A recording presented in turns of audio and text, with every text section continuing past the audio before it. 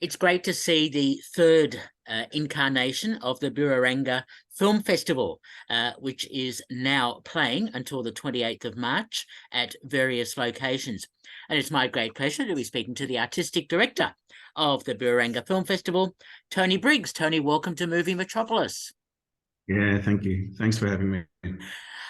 The program looks so interesting, and we'll talk about the opening night film in a moment because I was there last night to see it, and what a terrific film that was, Bones of Crows. But tell me about selecting these films from around the world, which feature, of course, First Nations Indigenous stories. Look, it's an overused term, but it's an organic process. For me, I don't like to have at this point anyhow. I don't like to have necessarily themes or anything like that. I just try to get a hold of films that as many films as I can. I watch them on my computer if I can. I got to the point where I decided I have to see some of these films on a bigger screen. So I was asking around anybody has a screening room or anything like that, but not much luck there. So I bought a cheap projector and shot it up on the wall, and I was able to get some sort of a cinematic experience for some of the films. So I watched the films from home, and then I just the ones that resonate with me and the ones that I really like, I put into the program, and then we sort of figure out what works. Sort of, I get in a way thematically, I suppose, but just what films worked well together, and we just sort of fit it in like that. And we decided that the last festival, we decided that we would put shorts prior to the features or whatever features we have. So we just just select some and figure out if they again if they fit nicely and they have some sort of synergy there, and that's pretty much how we do it. I mean, it varies from year to year. I mean, it's a biannual festival, so things change dramatically, and technology changes very, very fast, and allows you to the opportunity to think about what you're going to present and the way you're going to present it in a different way by the next festival. So we get a bit of breathing space, and the year off is when we sort of look and see what's going on, and it doesn't need to be the biggest blockbuster or anything like that. It just needs to be solid stories that are driven by Indigenous people from all over the globe who have want to express through their voice and their way whatever it is that they want to talk about, and that's for the most part that's how we operate. And that's so important to, I mean, in Australia, we produce some First Nations films, New Zealand, Canada, and US, etc. But it's so important to see these films because many of these Indigenous First Nations films won't be seen probably in any other way apart from perhaps at the Birrarangga Film Festival. Yeah, well, I mean, there are other film festivals around the globe that are First Nations festivals, but for the most part, well, here in Melbourne anyway, this is the festival to see these types of films sort of all brought together.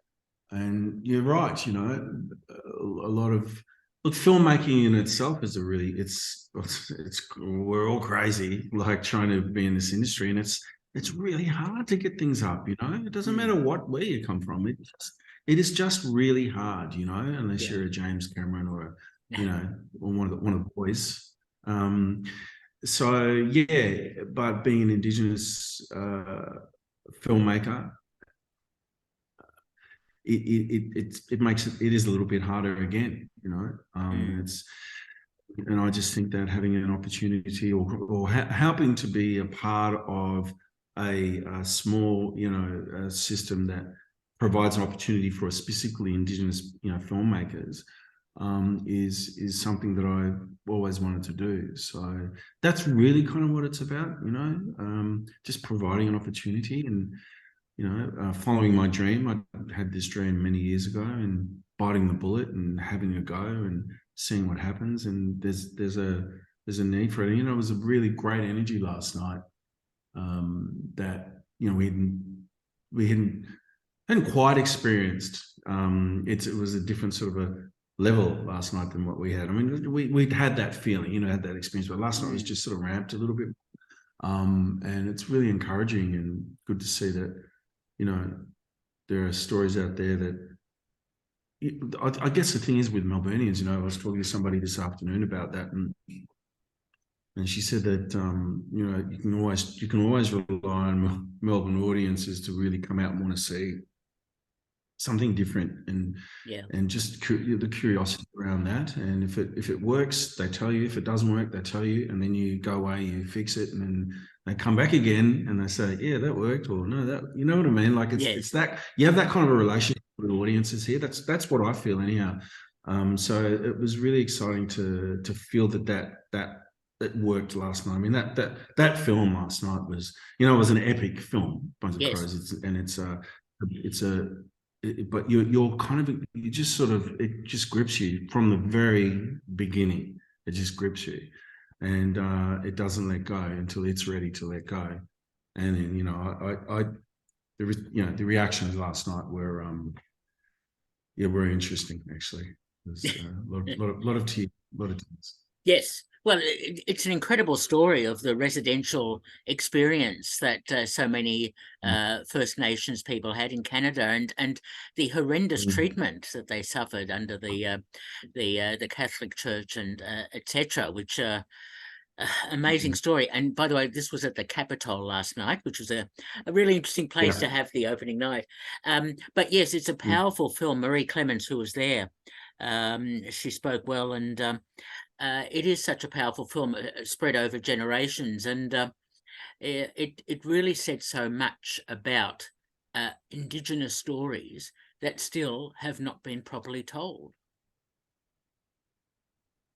Well, yeah, I mean, there's, it's a very, as far as Indigenous film is concerned, it's a very, very new industry comparatively, and very, very few opportunities, as I said earlier. And again, it's just hard generally, but it has always been harder. So as an Indigenous or a Black filmmaker, to have your stories heard, to have a platform to see those stories. So what she has achieved, what Marie has achieved, is extraordinary, really. And it's invigorating. It was really exciting because it's the third time, I think, or second or third time I've seen it.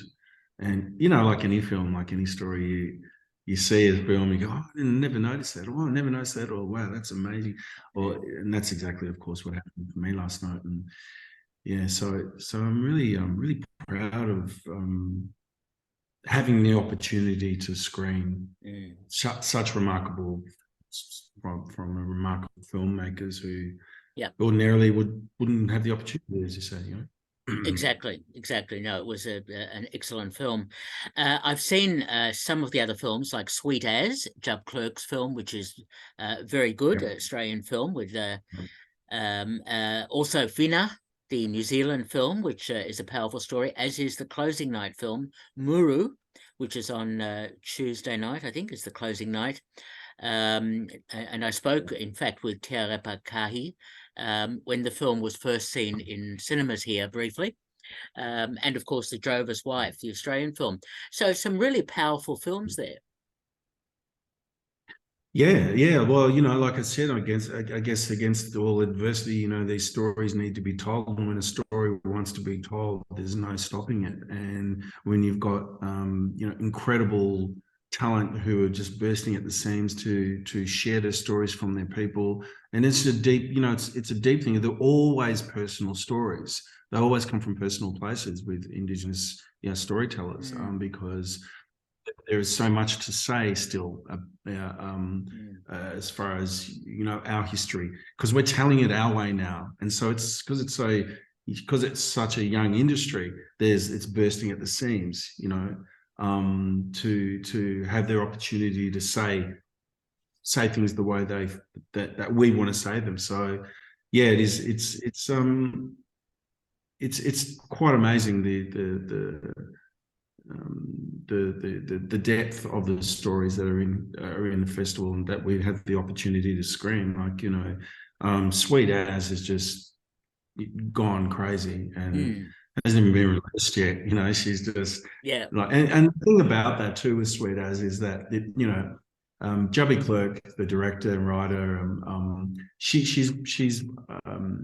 you know, anybody who knows her and just instantly falls in love with her. Everybody loves Jubby, and I think, I'm certain, in fact, after I've seen, of course, I've seen the film a couple of times, but when I first saw it, it just struck me straight away. It's so obvious why this was going to be a successful film, is because what's coming off the screen is Jubby herself, is that energy. She's just this vivacious, beautiful soul that radiates love and just takes over the room, every room she walks into. And that's exactly what this film does. It just, you know, just radiates this warmth, and it's got so much heart, and people just love it. And her sense of humor is, you know, it's infectious, and you get that through the film. And you know, so I'm thrilled that Jubby's here, and Liz Kearney, the producer, as well,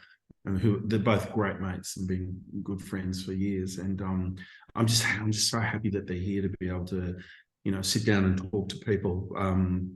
So, you know, not tonight. They're screening it tonight, but on tomorrow afternoon they're having a Q&A, the making of Sweet As. So that'll be great. Yeah, great fun, actually. Yeah.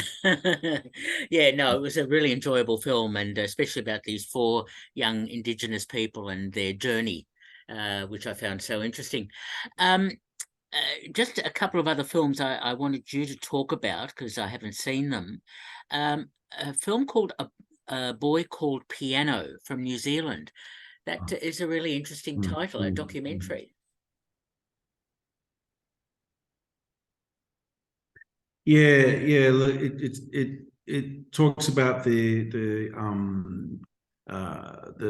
ultimately the survival of this one person after going through you know, incarceration as a youngster, going through a youth home and coming out of it the other end, and the systematic issues associated to that, and kind of being taken away. It's the same kind of story that is repeated all around the world. I mean, you know, Bones of Crows tackles the same theme, you know, and like I said, I don't choose things; they really do choose us, and it's because I resonate with it. You know, these stories, like you know, a boy called Piano is almost sold out. It's selling really well.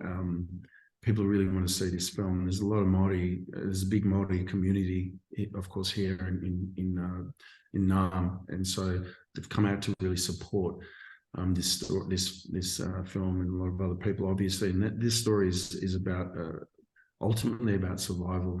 And the thing about it too is, you know, the core of these films, what connects.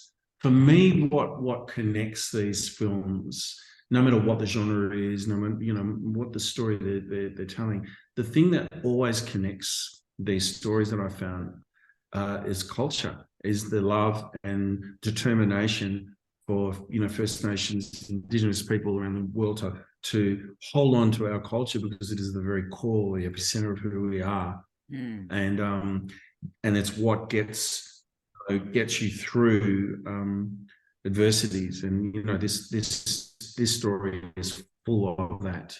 You know, the core of it is about culture, or you know, all of them. It's ultimately, you know, family. Our culture is our family is our culture, and it's about coming back to family and coming back to be one. And it's a remarkable story. And absolutely right. And the oppressive way that the white community tries to beat the culture out of Indigenous people, and we've had in Australia, we saw that in Canada, New Zealand. Although the relationship between Maoris and Pākehā seemed to be much better than in Australia and certainly in Canada now. Well, I think on the surface it seems a lot better. I think people often talk about how wonderful it is that Pākehā speak the Māori language and have learned it since and it's not an issue because they've been doing it for decades. And I think that's a real good example of overcoming your fears of the other. And I think that's the big lesson that this country consistently fails to learn from.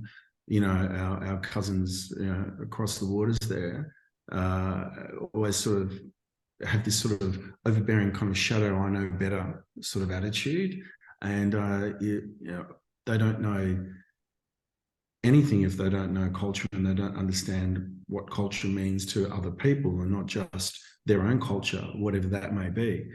Even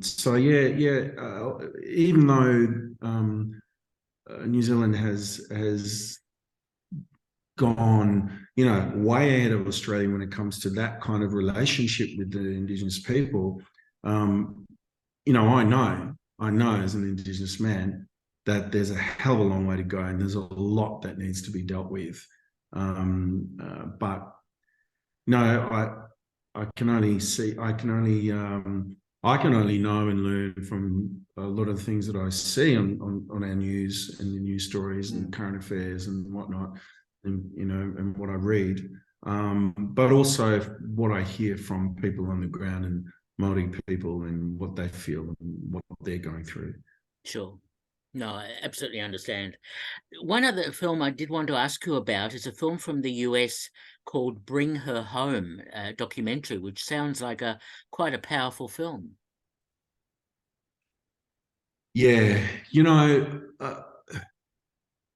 it's funny you mentioned that one too today, because I had a conversation with somebody about it, and she'd said that there's one film she wanted to see, and I said, stories about missing Indigenous women isn't uncommon anywhere in the world where there are Indigenous women.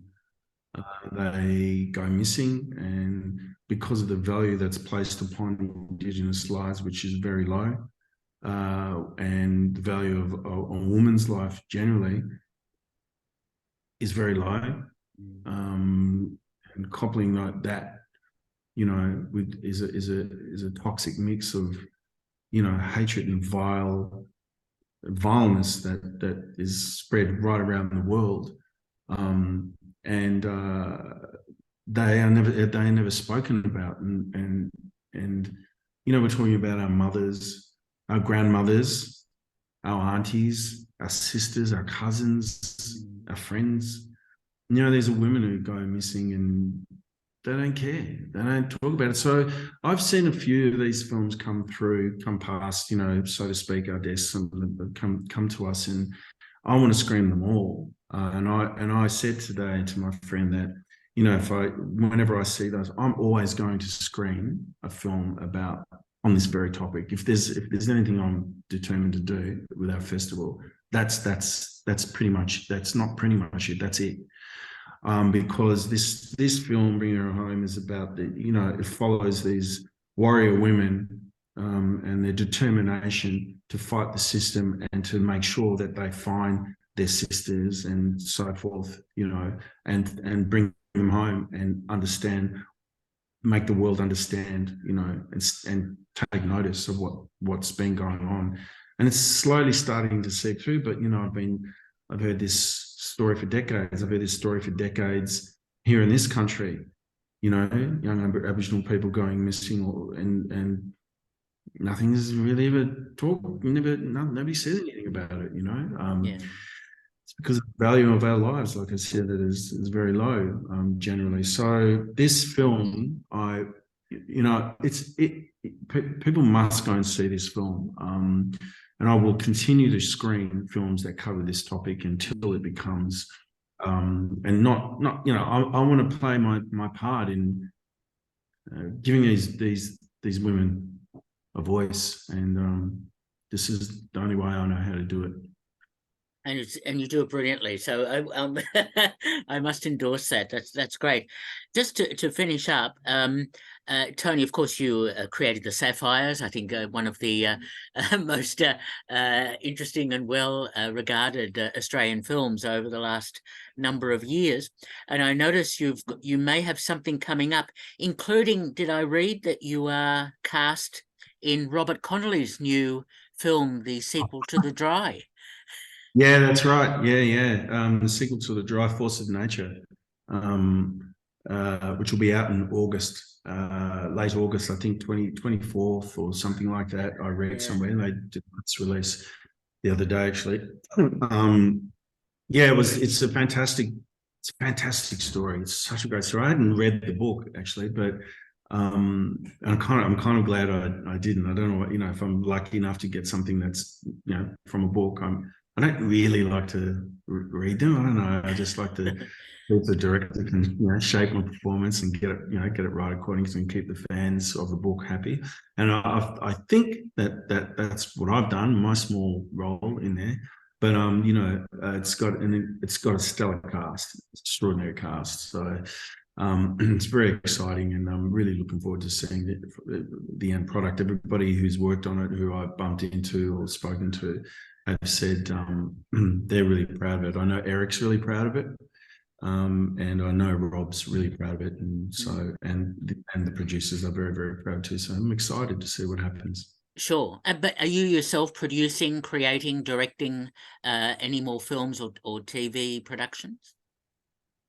Yeah, we're in development now. So I run a production company called Typecast Entertainment. We're in development now with a book that was penned by Tony Birch, a great Melbourne local who's is just salt of the earth man. And the book's called The White Girl, and it did extremely well. And it's I'm just thrilled that we've got that, and we've also got in development The Yield, Tara June Winch novel, which won the biggest literary prize in the country. So I'm really, really proud of that. So we're chipping away and doing a few things, and I've got a lot on my plate. But we all have, especially since all this lockdown business is behind us, I hope, and yes, things are up for all of us. So. Oh, look, excellent stuff, Tony. And of course, the Birrarangga Film Festival is on now at various locations, Acme, Lido, Classic, etc., until Tuesday, the 28th of March. And don't miss the closing night film, Muru, which is a very impressive film as well. And we've been speaking to the artistic director of the Birrarangga Film Festival, Tony Briggs. Tony, thanks so much for talking with me. Thank you, Peter. It's been a thrill. Really enjoyed talking to you. Thank you. Hope it all goes well. Thanks again. Cheers. Bye-bye. Bye. Bye.